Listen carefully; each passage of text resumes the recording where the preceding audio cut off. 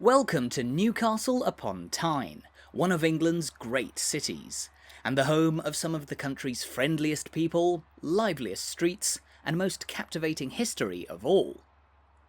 And so, on this epic walk around Newcastle today, we're going to take a deep dive into all of the essential sights and stories that make up this bustling city, as we make our way from the banks of the River Tyne, up past the castle which lends the city its name, into elegant old market halls, and along grand shopping streets lined with majestic Georgian architecture.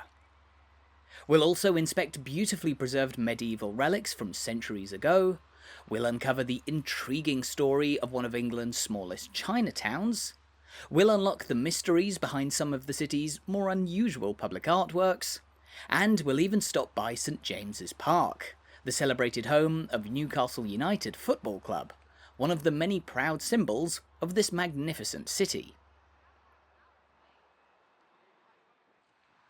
All of that and so much more is to come over the next hour and 10 minutes.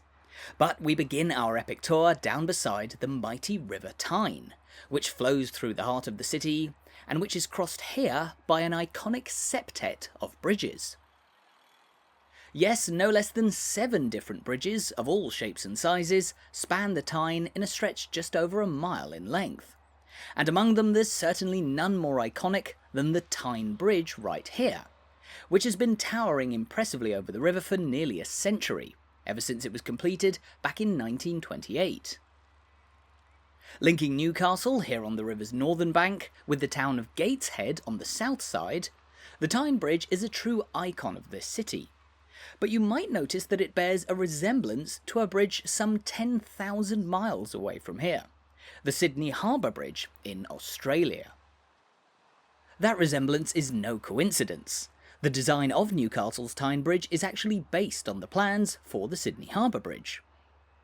But despite having started construction later, the Tyne Bridge here was actually completed 4 years before the one down under, and so this could technically claim to be the original. Nearly 100 years on, the Tyne Bridge occupies an indelible position as a true icon of the city of Newcastle. But it's far from the only captivating river crossing to be found here.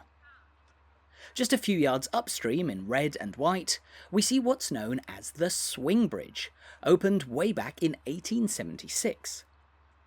As the name suggests, it was designed to swing open and closed, and it was actually the largest swing bridge ever built when it opened just under 150 years ago. Now, the reason for this design was to allow large ships, which could generally squeeze beneath the much higher Tyne Bridge here, to pass further along the river. And this was particularly important, because for more than 700 years, Newcastle here was the home of one of the country's most thriving shipbuilding industries. And as such, the river was almost always thronging with boats big and small. Shipbuilding on the Tyne was a crucial part of Newcastle's history for so long, and we'll talk more about it as we continue our walk around the city. But it's now time for us to make our way away from the river's edge and into the heart of Newcastle. And to help us out as we get going, let's take a brief look at a map to identify where exactly in the country this great city is located. Famously, Newcastle lies in the northeast of England, just over 60 miles from the border with Scotland, and the city also sits just under 10 miles from the coast, where the River Tyne flows out into the North Sea. As a focal point for trade and industry through history, alongside the river there stand some of Newcastle's grandest buildings, such as this pair of huge 17th century merchants' houses, built of timber over 400 years ago, and which provided wealthy traders with a strategic headquarters right on the city's bustling quayside. Now today, the quayside remains a lively part of Newcastle, showcasing perhaps the best variety of historic architecture that you'll find in the city. Directly across from the old merchants' houses, for example, there stands the old Guildhall just here, a 17th century building which is now clad in fetching 18th century stonework. Indeed, many of Newcastle's streets today are lined with eye-catching 18th and 19th century buildings, constructed in an era of British history known as the Georgian period, when 4 successive kings were named George. As we explore the city over the course of this tour, we'll be treated to views of some of Britain's most magnificent Georgian-era architecture. But that's not the only string to Newcastle's bow, because this city boasts an illustrious history that stretches back nearly 2,000 years. And just around the corner here, we find a staircase that will take us up towards one of Newcastle's oldest landmarks of all. Known as the Castle Stairs, this path inevitably leads towards the castle, a historic fortress which has stood on a high point overlooking the River Tyne for nearly 850 years. But as we give our thighs a good bit of exercise climbing up these steep steps, to understand why the castle was built here, we need to go back further in time to the beginning of Newcastle's history, which started with none other than the Romans. To defend a strategically important river crossing, the Romans built a fort on the steep banks of the Tyne here in the 2nd century AD, and they called it Pons Aelius, Latin for Hadrian's Bridge.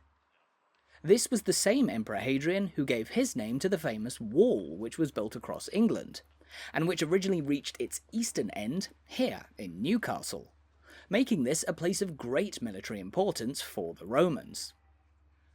But after a few centuries of settlement, the Romans abandoned Pons Aelius and the rest of Britain with it, and their old fort slowly fell into ruin. But eventually, when the Normans, led by William the Conqueror, arrived here in the late 11th century, they decided to build a new castle upon the Tyne to defend this strategic river crossing. That is of course where Newcastle gets its name from today. But the first new castle built by the Normans doesn't actually exist anymore. Instead, it was replaced about a century later, in the 1170s, by the structure that we see just here. Commissioned by King Henry II, this mighty stone tower was historically the castle keep, the central and most strongly defended part of what was once a Motte and Bailey fortress that covered a much larger area. Incredibly, this more than 800-year-old keep has remained in situ ever since it was built, weathering the storms of countless wars and sieges through the centuries, and standing strong as the modern city of Newcastle has grown up around it, with the railway bridge here just skirting around its historic walls. But just on the other side of the viaduct, there's another intriguing part of the old castle layout which still remains standing. This is the Black Gate, a fortified gatehouse which was added to the castle in the 13th century under King Henry III, in order to better protect it against attack from the north. Indeed, it was from the north that many raiding parties from the Scottish borderlands came to attack Newcastle, and so this great new gatehouse was crucial in securing the city's main fortress, cleverly designed with a portcullis and a narrow, curving passageway that made it difficult for large numbers of attackers to storm the castle. As we can see though, the historic gatehouse today no longer stands fully intact. In fact, over the centuries, the shape of the Black Gate has been constantly altered, as it moved from a military structure to a residential one. In the year 1619, the gatehouse was leased out as a house, so much of it was remodelled to make it more comfortable to live in. One of the gatehouse's earliest residents was a merchant from London by the name of Patrick Black, who became so closely associated with the building that we still know it today as the Black Gate. Today preserved as one of Newcastle's most eye-catching historic landmarks, the Black Gate almost didn't survive the growth of this city. As the population ballooned in the early 19th century, on the back of industrial development, the area surrounding the Black Gate here developed as one of the poorest in town. Indeed, the gatehouse itself became a slum tenement, with as many as 60 people living inside in awfully cramped conditions. Plans were therefore made to demolish the building entirely, but it was thankfully saved, and today it stands as one of a number of notable landmarks on this road, just a few doors along from the soaring tower of St Nicholas's Cathedral here, also known simply as Newcastle Cathedral. The cathedral can trace its history back all the way to the year 1091, when it was founded just a few years after the new castle. But that original medieval church was much smaller, and it was largely destroyed by a fire in the year 1216. Largely rebuilt in the mid-14th century, the church tower was later topped with its iconic spire, complete with what's known as a lantern tower, inside which a flaming beacon was lit, visible from ships, which used it to navigate their way up the River Tyne in darkness. Doubling as a lighthouse as well as a place of worship, then, the church, standing high up above the Tyne Gorge, was fittingly dedicated to St. Nicholas, the patron saint of sailors and merchants, many of whom plied their trade on the waters of the river that flows through this city. As we mentioned earlier, Newcastle has long been a major centre of industry, shipbuilding having begun on the Tyne as long ago as the late 13th century. But as time went on, the city became synonymous with one trade above all else, the trade of coal. Sitting above large natural coal deposits, Newcastle was exporting coal from as long as 700 years ago. But the city's coal trade really began to boom as the Industrial Revolution gathered steam. The heightened demand for coal turned the product into a natural moneymaker for this city. And by the turn of the early 19th century, Newcastle had evolved into one of Britain's great ports, exporting coal to cities all over the country and even further afield, and utilising the profits to modernise the city, constructing grand new buildings like the ones we're passing between here on Collingwood Street. This street was laid out in 1809, at the beginning of arguably the most prosperous century in Newcastle's history. The thriving coal trade, complemented by shipbuilding on the Tyne, the world's largest pottery company moving to the city, and plenty more. All of this industrial activity created vast wealth that attracted huge numbers of people to Newcastle. In fact, the city's population grew almost tenfold, from just over 20,000 to more than 200,000 in the space of 100 years, as Newcastle became renowned as an advanced centre of pioneering technology and industry. Newcastle was one of the first cities in England to be lit by electric streetlights, for example. Indeed, the electric light bulb was developed here. And the city was also the home of one of the era's most influential engineers of all, who's remembered today with a prominent statue just here. His name was George Stephenson, born in 1781 just on the outskirts of Newcastle, and he's often known in Britain today as the father of the railways. He was the man who pioneered the railways that dramatically reshaped industrial Britain, selecting the railway gauge today used on tracks all over the globe, engineering the very first passenger-carrying steam locomotive in the 1820s, and even opening the world's first intercity railway line between Manchester and Liverpool in 1830. George's son, Robert, also famously developed Stephenson's rocket, arguably the most influential railway locomotive of all time, and it was built here in Newcastle. And so there are few other cities with such an illustrious railway heritage. On that theme, just across the road from us here, we can see the Royal Station Hotel, opened back in 1850 by Queen Victoria, and which was designed on a grand scale to greet guests who had arrived in Newcastle by train, likely on a lengthy journey from York or even London further south. The splendour of the Royal Station Hotel was second to none, and conveniently it was positioned right next door to Newcastle's Central Station, one of Britain's largest and most impressive railway terminals, which we can see just up ahead. Also opened back in 1850, Central Station was designed to combine train services that were originally stopping at 3 different stations all over Newcastle. Trains from Darlington to the south, Carlisle to the west, and Berwick to the north all had separate termini at different parts of the city. But as rail travel became more frequent, it became necessary for people to be able to catch trains to all these different places from just one station. Enter the building that we see today, a spectacular monument to the railways which now serves as one of the largest and busiest stations in northern England, not only boasting beautiful architecture both inside and out, but also 12 platforms with services to destinations far and wide, You can catch the train from here in Newcastle to places as distant as Inverness in northern Scotland, to Penzance all the way down in Cornwall. Situated right at the heart of the city, Newcastle's central station keeps the city closely connected with the rest of Britain. But it's also the central interchange for people travelling closer to home, on the Tyne and Wear Metro, which is one of just 4 subway systems that you'll find in Britain today. The Metro opened back in 1980 to better connect Newcastle city centre with suburbs and towns all over Tyneside, as well as with the nearby city of Sunderland on the River Wear, and it's now used by more than 30 million people every year, providing a really convenient way to explore the many more captivating places you'll find just a stone's throw from central Newcastle.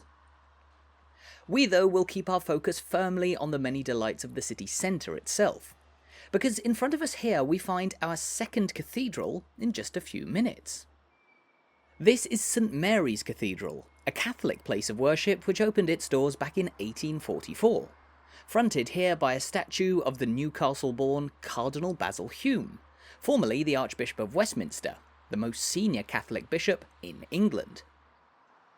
The cathedral behind him, notably taller than the Anglican St Nicholas's Cathedral, which we passed earlier, was one of many built all over the country in the early 19th century, as the historic suppression of Catholic worship in England was relaxed, and the country saw a large influx of Catholic Irish immigrants, who desired dedicated places of worship. Indeed, the construction of St Mary's Cathedral here in Newcastle was largely funded by donations from thousands of poor Irish immigrants who'd moved to the city, and today it remains an important landmark. For more than 100 years, Newcastle's tallest building, and to this day, the northernmost Catholic cathedral in England, more than 1,000 miles from the Vatican in Rome. Of course, when the Romans reached what they called Pons Aelius nearly 2,000 years ago, the settlement here sat on the very frontier of their vast empire. And with the construction of Hadrian's Wall, the fort at Pons Aelius was a vital outpost defending the Romans' British territories. Now, that's not to say that this was as far north as the Romans went. Their armies did advance well into what we now know as Scotland. In fact, just 20 years after Hadrian's Wall, there they built another defensive wall, known as the Antonine Wall, in line with the Firth of Forth. However, the Antonine Wall was short-lived, abandoned just 8 years after it was completed, and so the Roman garrisons returned south to Hadrian's Wall, reinforcing their forts in places like Newcastle here.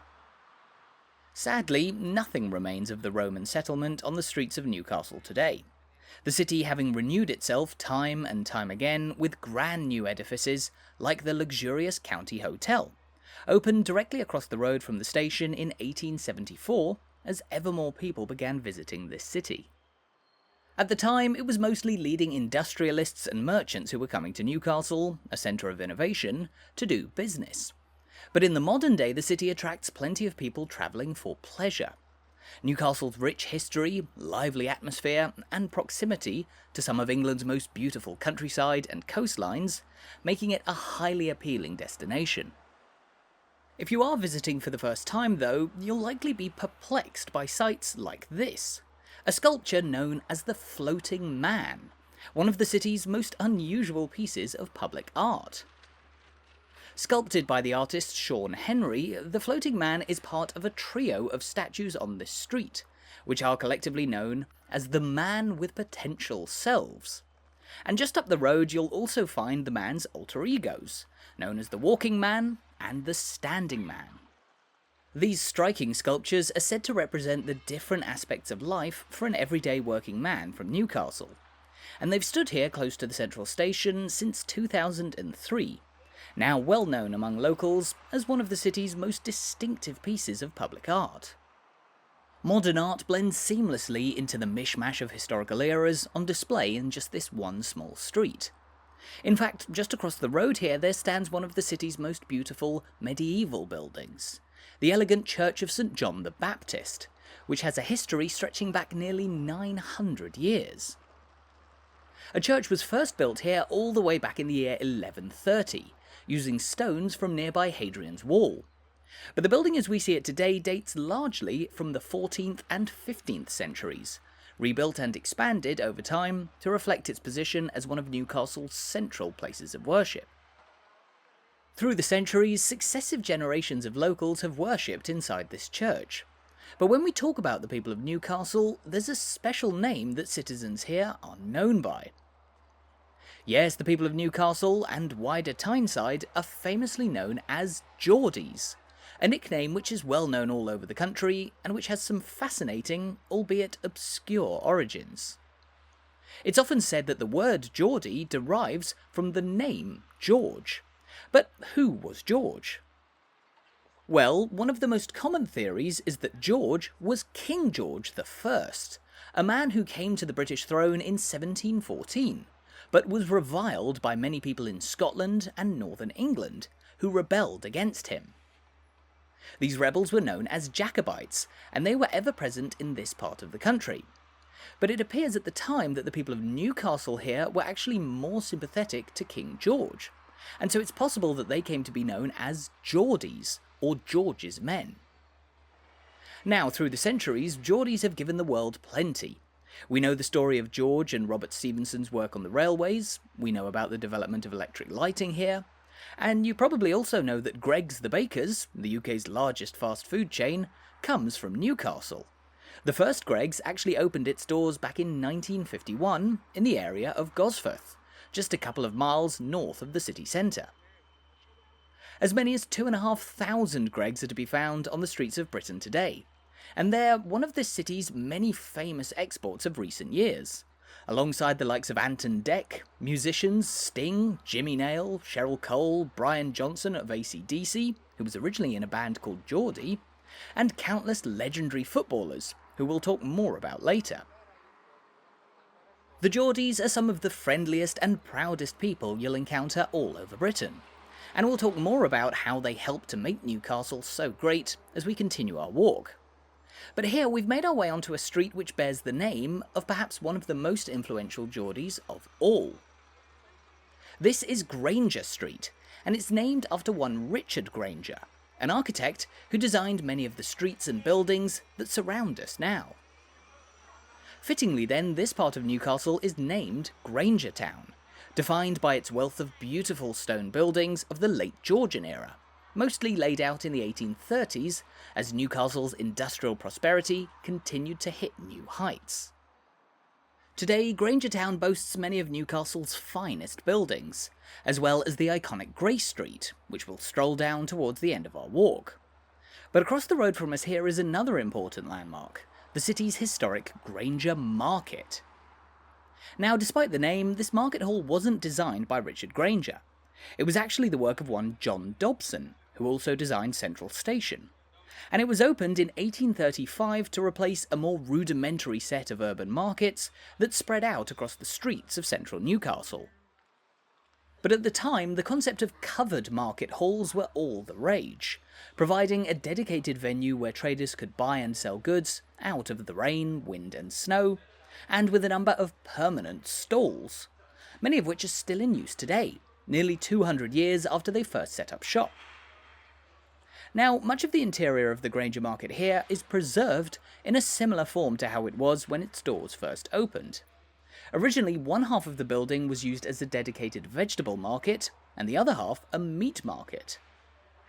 In fact, today you'll still find a number of butchers' stalls which operate inside this storied market hall, along with a wide range of independent and locally run stands selling all kinds of goods.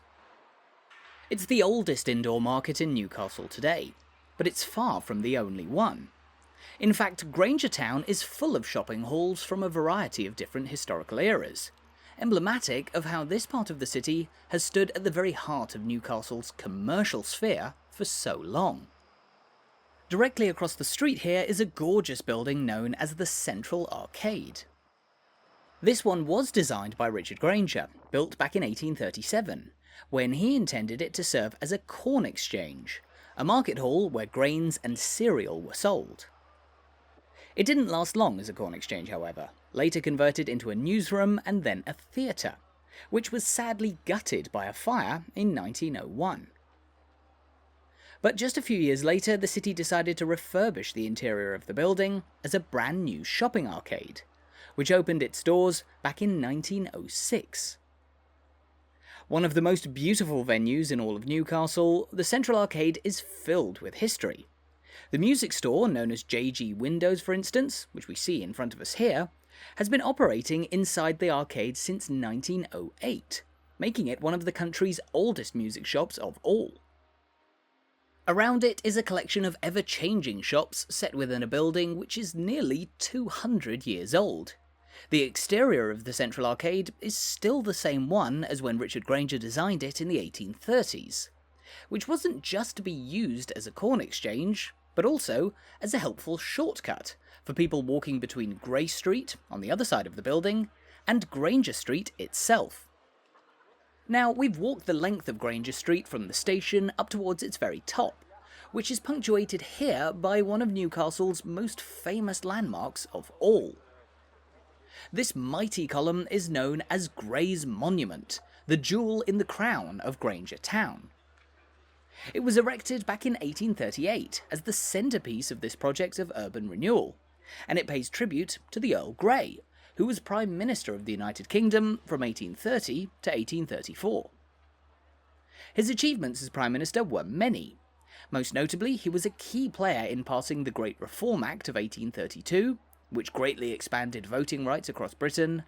His government enacted the abolition of slavery in the British Empire in 1834, and he even gave his name to Earl Grey tea. This monument was more focused on celebrating his political achievements than his contribution to British breakfasts, but it stands here in Newcastle because of the Earl Grey's association with this part of England, having represented the county of Northumberland in Parliament early in his political career. Today, Gray's monument occupies a focal position at the very heart of Newcastle. It's a popular meeting place for locals, and the square surrounding it is always buzzing with activity. It's an easy spot to reach wherever you're coming from, because directly beneath the monument is actually one of Newcastle's busiest metro stations, which is simply known as Monument. If you're coming for a day of shopping in Newcastle, then Monument is probably the best stop to get off, because not only is Grainger Town here full of beautiful shops, cafes, restaurants and more to enjoy, but just around the corner from here you'll also find the city's most famous shopping street of all. It's known as Northumberland Street, and we'll take a walk along it in a few moments' time. But before we do, take note of the building on the corner across the road. It's the home of Northern Goldsmiths, opened back in 1892, which is easily identified by the huge golden clock that hangs over the street. Weighing more than 1.5 tons, finished with 24-carat golden leaf, and topped with a gold-gilded sculpture of Venus, the clock here is impossible to miss, and as such it's also become known as a popular meeting spot for locals. In fact, back in the Second World War, it's said that servicemen would arrange to meet their sweethearts here beneath the golden clock. Originally placed on the building back in 1932, the clock has ever since stood in the heart of one of Newcastle's liveliest districts, and at the foot of the mighty Northumberland Street, Newcastle's busiest shopping parade. Now, as we can see, the street is undergoing some refurbishment as we walk today, but even among the roadworks there's plenty of interesting stories to be found here.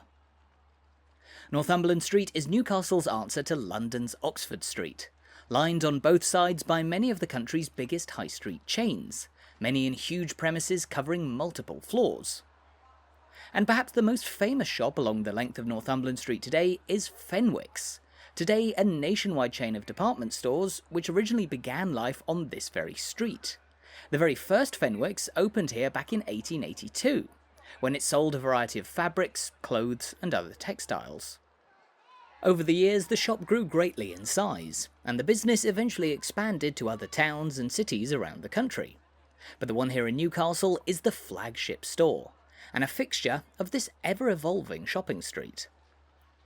Unlike Grainger Street and Grey Street, whose stunning Georgian architecture is heavily protected, Northumberland Street features a rather more varied collection of building styles. Many of the large shops here were originally developed in the 1930s, And as its popularity grew in the post-war era, a number of ever larger, rather more modern buildings began to pop up along the street's path. As we've just seen, Northumberland Street continues to change even today. In fact, just up ahead on the left, you'll even find the brand new entrance to Eldon Square, which ranks as the most popular shopping centre in Newcastle today. Now boasting more than 130 shops, Eldon Square was originally opened back in 1976, at the time becoming the largest city centre shopping centre in the country. And it takes its name from a public plaza known as Old Eldon Square, which was laid out by the architect John Dobson back during the sweeping Georgian redevelopment of Newcastle city centre. At that time, Northumberland Street here was much different to what we see today, and not just architecturally. The street began life as part of a suburb of medieval Newcastle, outside the old town walls, stretching northwards towards the heartlands of Northumberland. But the name Northumberland Street actually came relatively late, being christened as such around the year 1890. And before then, this street was actually known as Bath Road, because it led towards the old Northumberland Baths, a famous Georgian public bathhouse that was opened back in 1839, and later replaced in the 1920s by the current City Baths, just a short distance from where we are now. But as we approach the northern end of Northumberland Street here, you'll notice that the huge modern shops have been replaced by rather smaller buildings, some of which look like houses.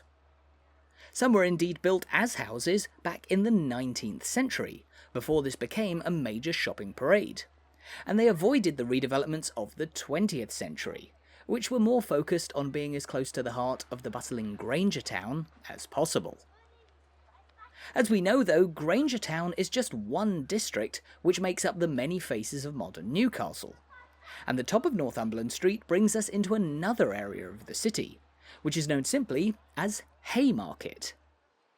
Located on the northern edge of the old town, where it met the countryside, this was a place where agricultural families came to sell goods such as hay and straw, hence the name Haymarket. Today, however, the name Haymarket is largely synonymous in Newcastle with the modern metro station to our left, and iconic landmarks like the city's huge South African War Memorial just here. Topped with an elegant sculpture of Nike, the Greek goddess of victory, gazing out towards the north, the memorial here was erected back in 1908, and it pays tribute to the soldiers of Northumbria who lost their lives fighting in the Second Boer War, fought between 1899 and 1902 in South Africa. It's the oldest and largest war memorial in Newcastle today, originally built on a site once occupied by an old cab shelter. And given its age, the memorial has often been highlighted as needing a little bit of care and attention, more than a century of soot and fumes having led the sculpture at the top to be nicknamed by locals as the Dirty Angel. And it's not the only Haymarket landmark which has gained a bit of a reputation for its sooty appearance over the decades. Just across the street from us, there stands the beautiful Church of St Thomas the Martyr, which was originally built back in 1830, another work of the architect John Dobson. But the truth is that this church likely boasts a history even longer than that. It's dedicated to St Thomas the Martyr, who you might also know as Thomas Becket, the 12th century Archbishop of Canterbury, who was infamously assassinated inside Canterbury Cathedral. Shortly after the event, churches in his honour were founded all over England, and it's thought that this one was established at some point in the 1170s, around 850 years ago. Although originally St Thomas's Newcastle actually stood elsewhere, likely down on the quayside by the River Tyne. We've come a long way from the banks of the Tyne where we started our tour, and we're only just about halfway through now. But there's still plenty more for us to see, because we're now going to move from the busiest, most famous streets of the city centre into a rather different area of Newcastle. To begin, across the road here we can see the buildings of Newcastle University, one of the country's top-ranking universities, which began life as a medical college back in 1834. As it grew in size through the 19th century, the medical college joined another in Newcastle as it was absorbed by the University of Durham, England's third oldest university, located just 15 miles to the south of here. Together, the Newcastle colleges were known as King's College Durham, simply a part of the older university.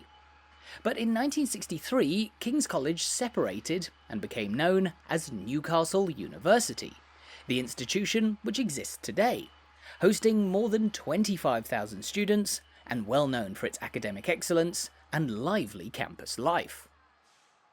A popular watering hole for university students would be the Hotspur Pub, which began pouring pints back in 1892, and which takes its name from a man named Henry Percy, nicknamed Harry Hotspur.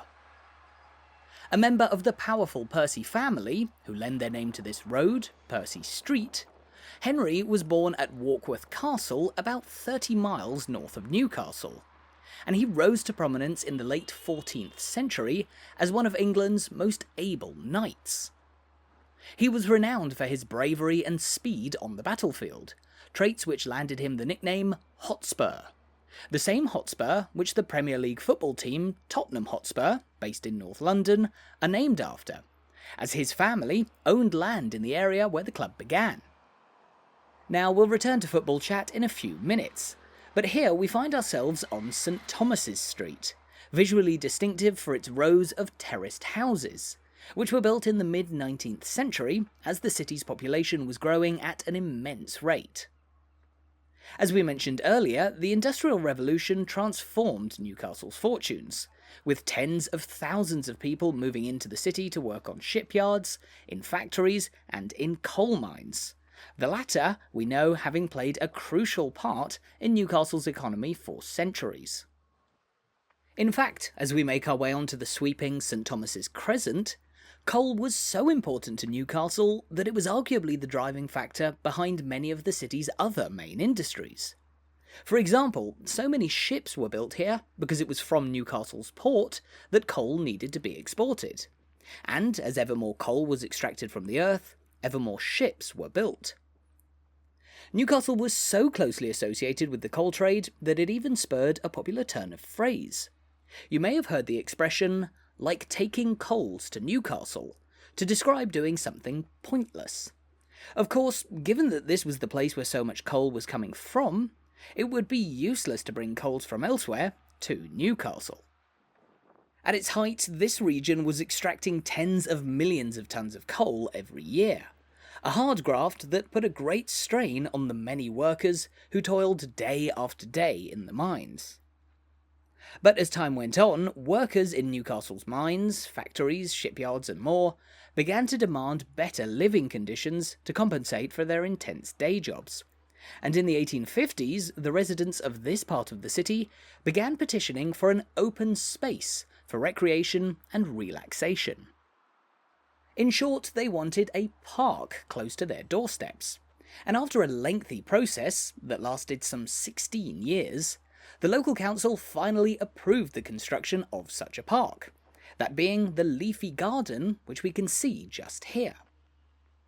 It's known as Leazes Park, and it was opened back in 1873, becoming the very first public park in all of Newcastle.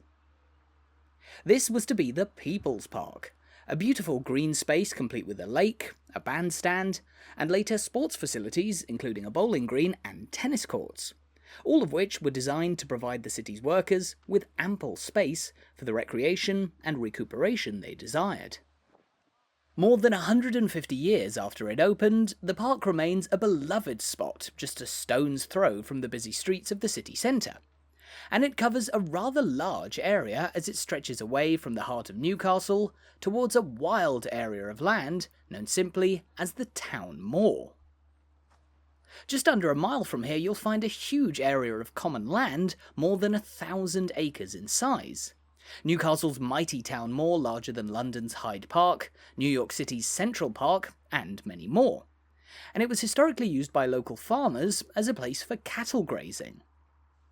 Indeed, the word Leazes, which lends its name to the park here, comes from a word meaning meadowlands, after the grassy landscape which once covered this area. The name has since been applied to many of the streets here too. This, for instance, is Leazes Crescent, And at the end of it, just up ahead, is Leazes Terrace, one of the grandest Georgian-era housing developments in the city.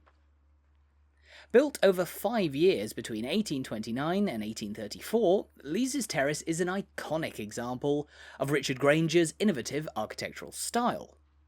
The houses were actually designed as one long structure, stretching around a courtyard, now a car park, in a rectangular shape, which takes up an entire block of this district. Now today, the terrace is well known for hosting student halls of residence associated with the nearby university. But its location is also significant, because it stands right next door to the place where one of Newcastle's most famous institutions of all began. Just at the end of this road, there stands none other than St James's Park, the legendary stadium which is the home of Newcastle United, the city's celebrated football club. What is now a more than 50,000-seater stadium had humble origins in this corner of Newcastle. It began as a simple piece of open grazing land that stood in the shadow of the buildings of Leazes Terrace, which at the time was the residence of many of the city's wealthiest individuals. As football became ever more popular in England in the second half of the 19th century, people began playing the sport on the open grass which you would have once found here. And in 1880, a local team, named Newcastle Rangers, adopted it as their home. Now, Newcastle Rangers, which actually started out playing their games across the Tyne in Gateshead, were part of the genesis for the football club we know today, but they weren't the whole story. In 1886, after just 6 years at St James's Park, Rangers moved away, and they were replaced by another team, known as Newcastle West End FC, who were for a brief period the city's main football club. However, in 1892 they hit financial troubles, and were forced to merge with their rivals, the smaller Newcastle East End FC, in the process uniting the city. That's why the team today is known as Newcastle United, passionately supported by pretty much every one of the city's more than 300,000 residents, many of whom flock to this part of the city on match days and can often be seen enjoying a pre-match pint at the Strawberry, just across the road here. This legendary pub, opened back in 1859, is said to take its name from nearby strawberry plantations run by nuns in the medieval era. But it's much more famously linked to the football club, serving the iconic brown ale which for so long sponsored Newcastle's shirts, and always buzzing with atmosphere as the city gears up for a big game. Geordies have graced the pitch at St James's Park for more than 130 years now, and among all of them there are perhaps few more celebrated than Jackie Milburn, or as he's known to the people of Newcastle, Our Jackie, our Jackie.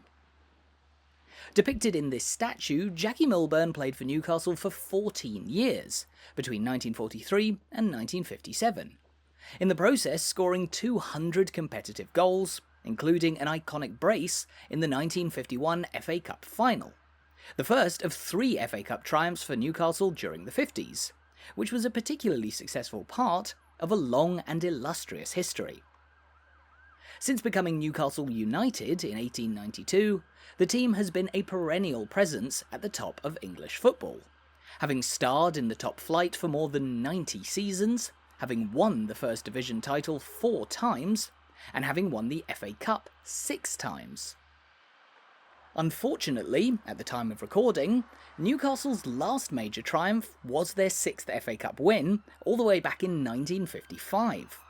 But the Toon faithful never lose hope, and they continue to pack out the stands of this huge stadium week in and week out.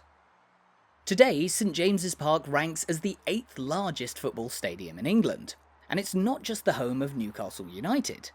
Football matches of the 2012 Olympics were played here, along with 3 games during Euro '96, when football fever swept across England, as one of Newcastle's most celebrated players of all was in the form of his life.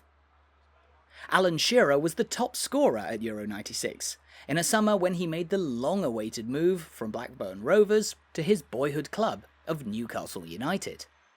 Newcastle paid a world record £15 million for Shearer, and he went on to score 206 goals over 10 years at the club, in the process just pipping Jackie Milburn to the position of Newcastle's top scorer of all time. But it's not just legendary players who are honoured with statues here outside St James's Park. Here we find a sculpture of Sir Bobby Robson, who was Newcastle's manager for 5 years, between 1999 and 2004. Another boyhood fan of the club, during that time he took Newcastle to the Champions League, as well as the semi-finals of the UEFA Cup, and won much praise from the fans. Even since Robson's tenure just 20 years ago, St James's Park and its surroundings have changed quite dramatically. The stadium has become ever larger, with the Gallowgate end here redeveloped, and just next door to the ground, an ever-growing number of modern high-rise buildings, many belonging to the city's university, have shot up. But the one thing that hasn't changed is the fans' passion for their club. On match days, there's always a familiar atmosphere here, as a sea of supporters dressed in black and white shirts come to cheer on their team. Now, Newcastle's black and white striped kit is a famous symbol of not just the club, but the wider city. And the reason for the colours goes back to the club's very founding, when Newcastle West End and Newcastle East End merged to form Newcastle United. West End used to wear blue and red stripes, but as they were absorbed by their rivals, the new United team continued to wear the traditional red shirts and white shorts of East End. Over time though, in an effort to appease West End fans who'd begun following the club, Newcastle changed their kit to black and white stripes, thereby not featuring the colours of either of its predecessors. Black and white stripes also helped to reduce kit clashes with other teams around the country, and soon the colours became iconic of the team, even earning Newcastle the nickname of the Magpies. The fans, meanwhile, are affectionately known as the Toon Army, taking their name from the word town, pronounced in a Geordie accent as Toon, and simply used to refer to the city of Newcastle. For a long time, Newcastle was just a town. It only gained official city status in 1882, by which time it had grown to become one of England's largest of all. And within the huge city that exists today, you'll find a wide variety of districts and suburbs, one of the most distinctive of which lies just across the road from us here. As you might have guessed from the large ornamental gateway, this is the entrance to Newcastle's Chinatown, or I suppose Chinatown, the smallest of 5 Chinatowns in England. In Chinese, this elegant gate is known as a paifang, and it was placed here back in 2005 to pay tribute to the city's Chinese community, which can trace its origins back a fair while, but which really began to emerge in the 1960s and 70s.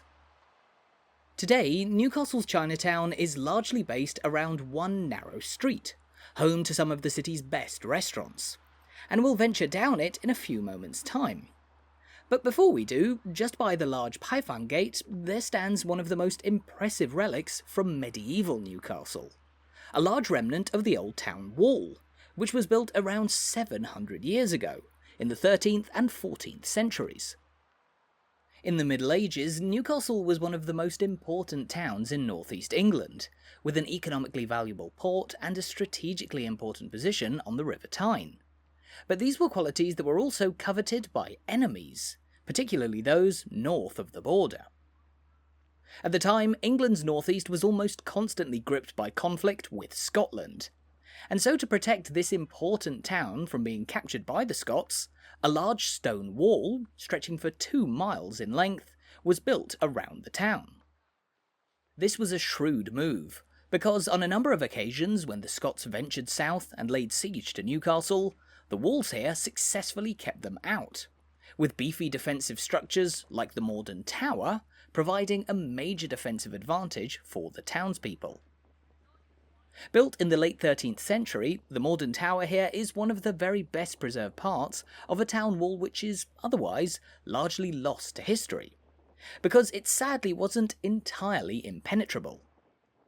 In the year 1640, the Scots did successfully breach the walls, and they even occupied the town of Newcastle for a year.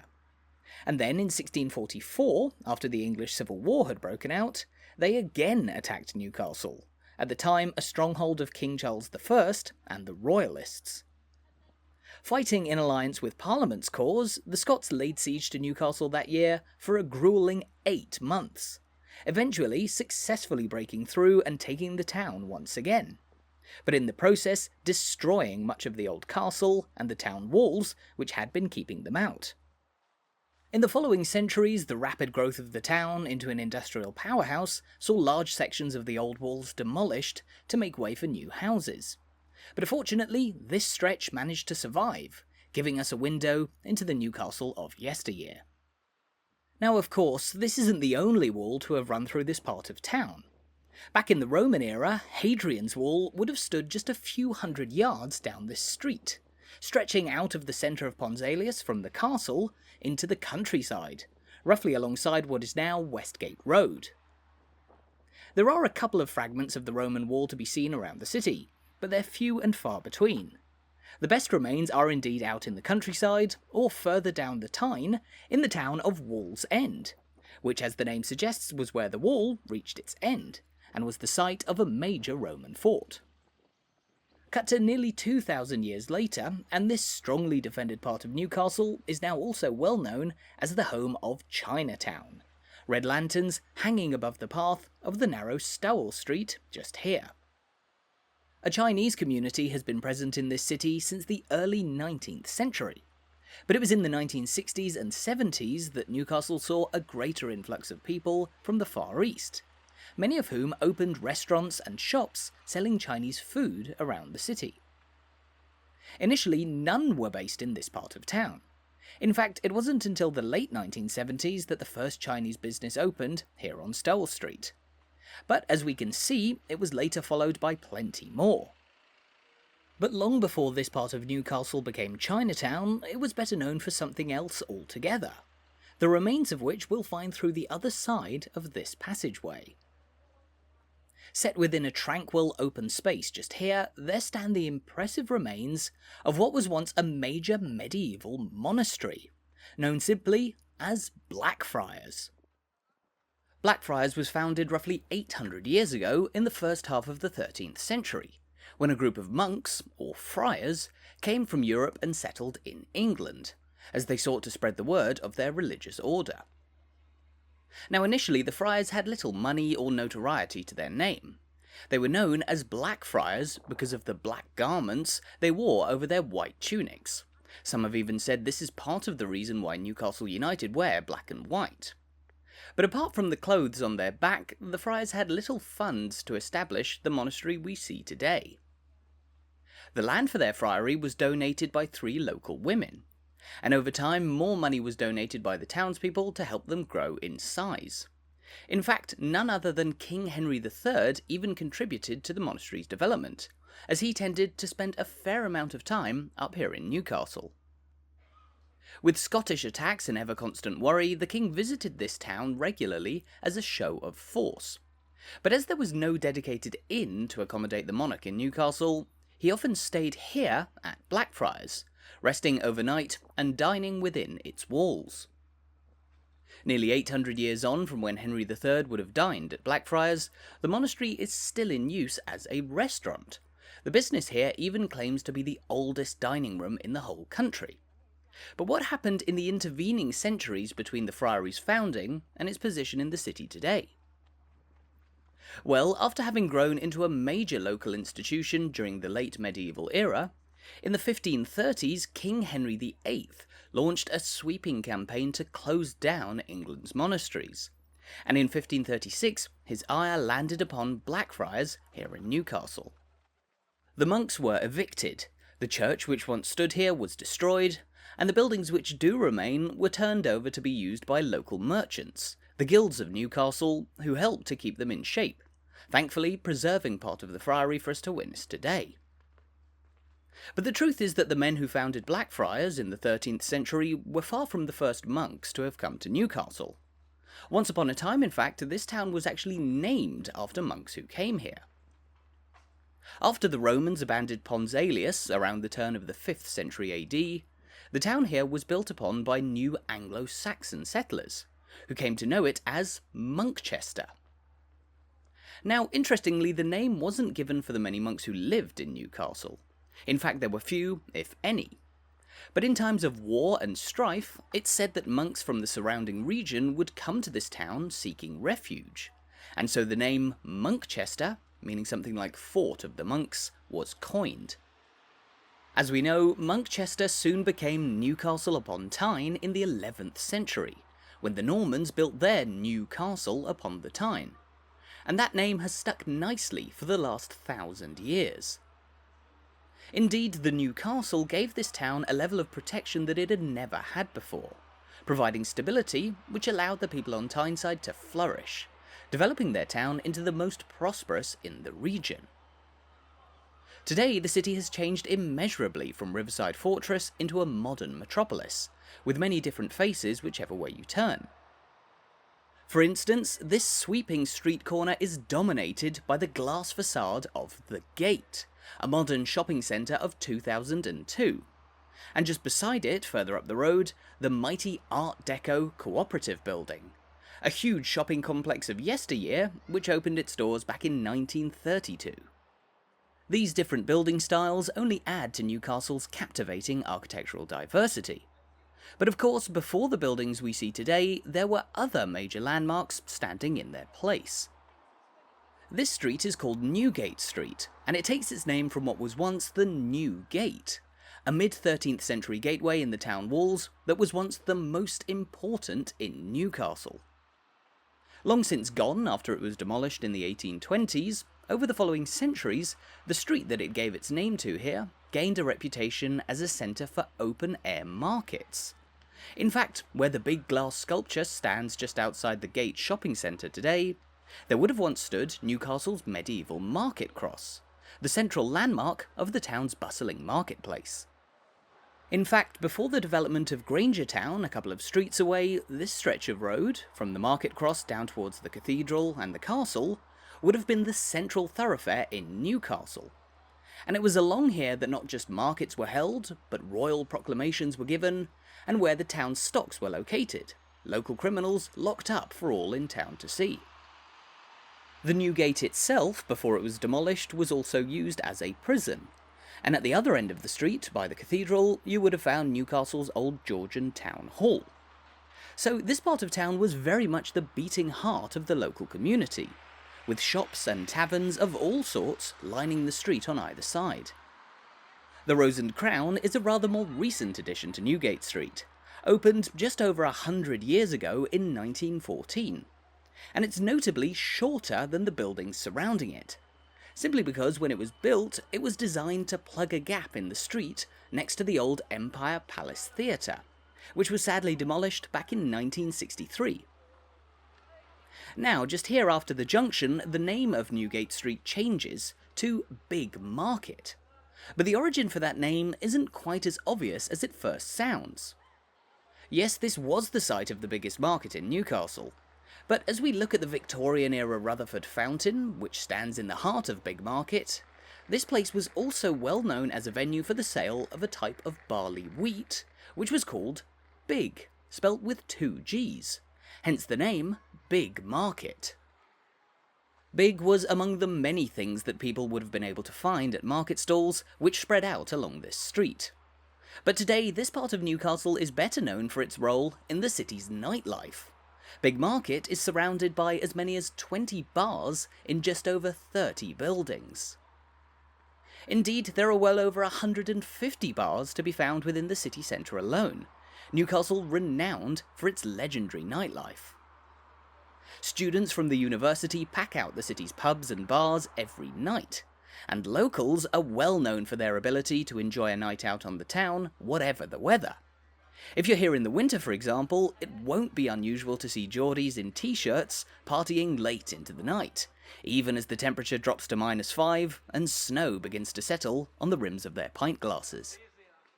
Speaking of which, here we find one of those many pubs, the Beehive Hotel, which was opened back in 1902 on the street corner here, where Bigg Market meets a road known simply as High Bridge.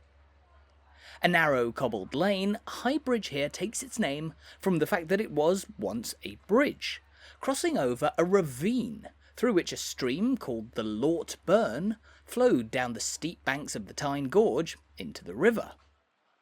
For many centuries, this ravine was a major feature of central Newcastle, and regularly used as a dumping ground for the townspeople's waste. But it was covered over during the Georgian redevelopment of this area, although the stream still flows beneath our feet. Highbridge's name is the only visual reminder of what once existed, but this street is home to plenty more stories. Local legend tells that the Duke of Wellington Pub here was once run by a Scotsman named William Campbell, who in the mid-Victorian era was a bit of a celebrity around the country for his immense size. He called himself the heaviest man in the world. He was 6'3" in height and weighed more than 52 stone, but most people knew him as the Scottish Giant. When he died at the age of just 22, a huge funeral procession through the streets of Newcastle was held, one which would have begun by turning onto Grainger Street here, which is by many measures Newcastle's most iconic street of all. Lined with spectacular Georgian architecture as it stretches down the hill from Gray's Monument, Grainger Street roughly follows the route of the Lort Burn down towards the river. And when it was completed back in 1837, it was a crowning achievement for the brand new Grainger town. Grainger Street's most famous landmark is without doubt the Theatre Royal just here, opened along with the rest of the street in 1837.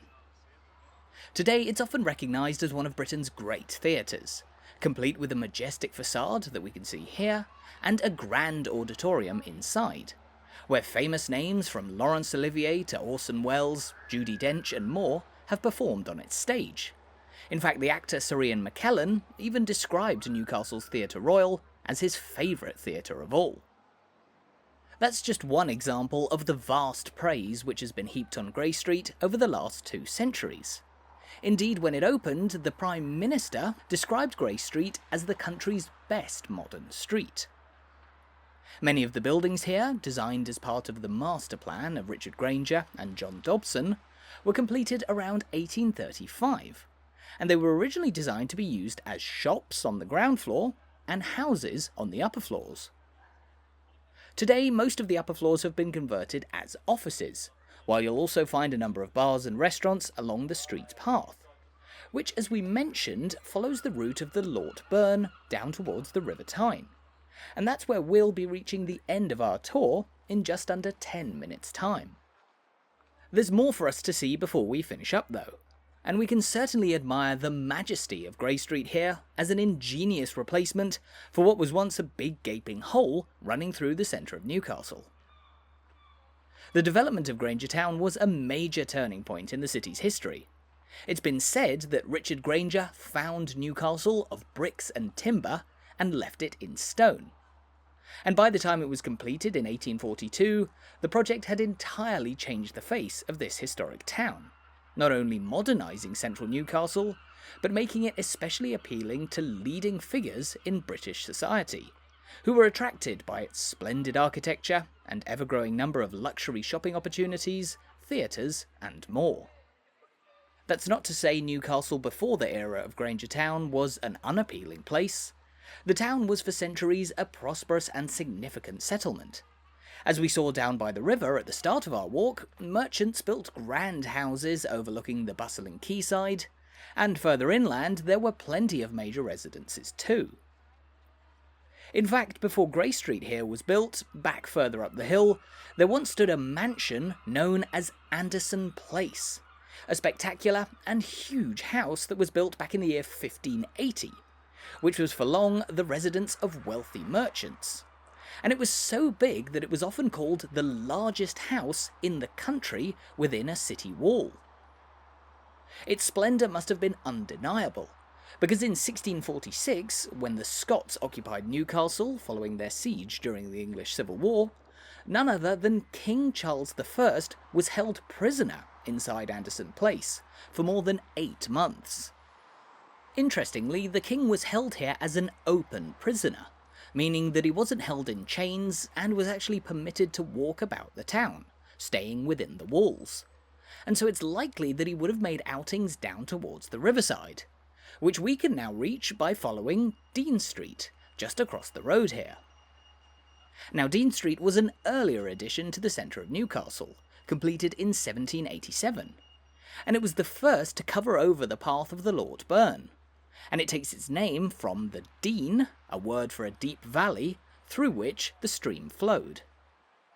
Towering over the steep gradient of Dean Street today are majestic landmarks like the Cathedral Buildings, which with their fetching Jacobean-style windows may look like some of the oldest buildings in the city.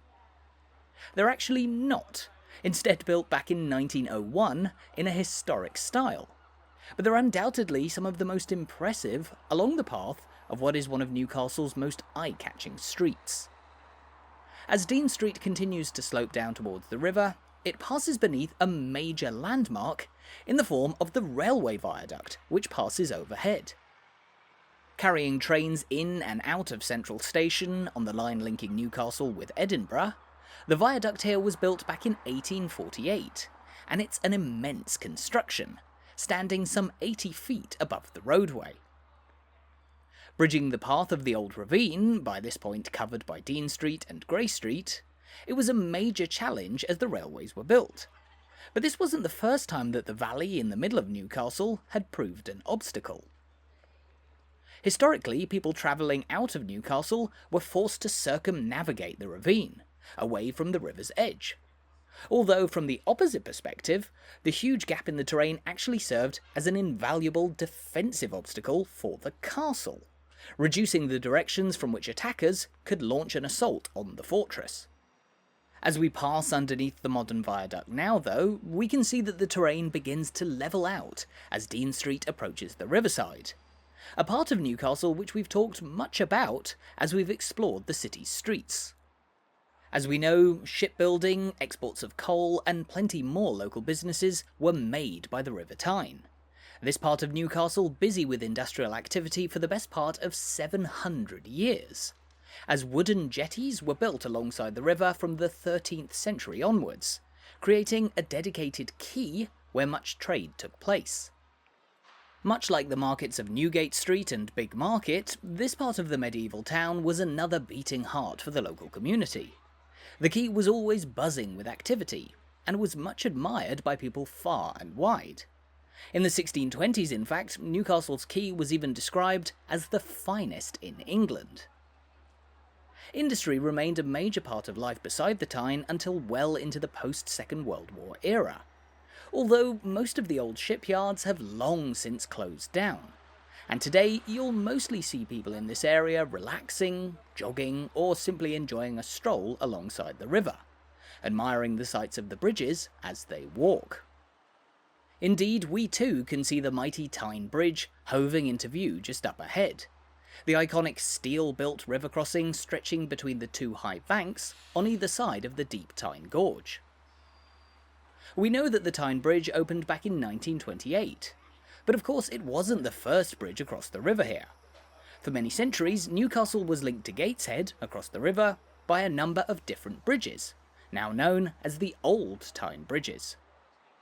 After the Roman-built Pons Aelius, close to the site of the modern-day swing bridge, a succession of small wooden bridges were built across the Tyne here. But in the mid-13th century, around the year 1250, a new stone bridge was constructed, designed to withstand the floods and high waters of the river. It stood for more than 500 years, during which time houses and shops were even built on top of the bridge, becoming a street of its own just above the waters of the Tyne. But sadly, it was eventually destroyed by a flood in 1771, around the time when the quayside here was beginning to take the shape that we see today. The old medieval Tyne Bridge was replaced by a newer stone bridge in 1781, which curved over the river, but left little room for boats to pass beneath. And so, as ships became ever bigger, and Newcastle's shipbuilding industry grew in tow, a new, higher bridge was needed, that being the Tyne Bridge, which we know and love today. And so, after all that history, after all those tales of Newcastle from yesteryear, and having walked up and down the city's most famous streets, past some of its most captivating landmarks, we've returned to the place where we started out more than an hour ago. The Tyne Bridge still stands proudly over the river, and I hope that now you've got an idea of just how proud the people of Newcastle can be of their city. A place of endlessly enthralling history, a wonderful community, and so much more. I don't like to play favourites on this channel, but in all honesty, there are few cities that I love visiting quite like Newcastle. And if you haven't yet made the trip to this terrific Tyneside town, then I really hope you're planning to in the near future. As we take in one last view of the Tyne Bridge, all that's left for me to say is thank you so much for watching this video. If you're still here after more than an hour, I really hope you enjoyed it. And I'll see you again sometime soon.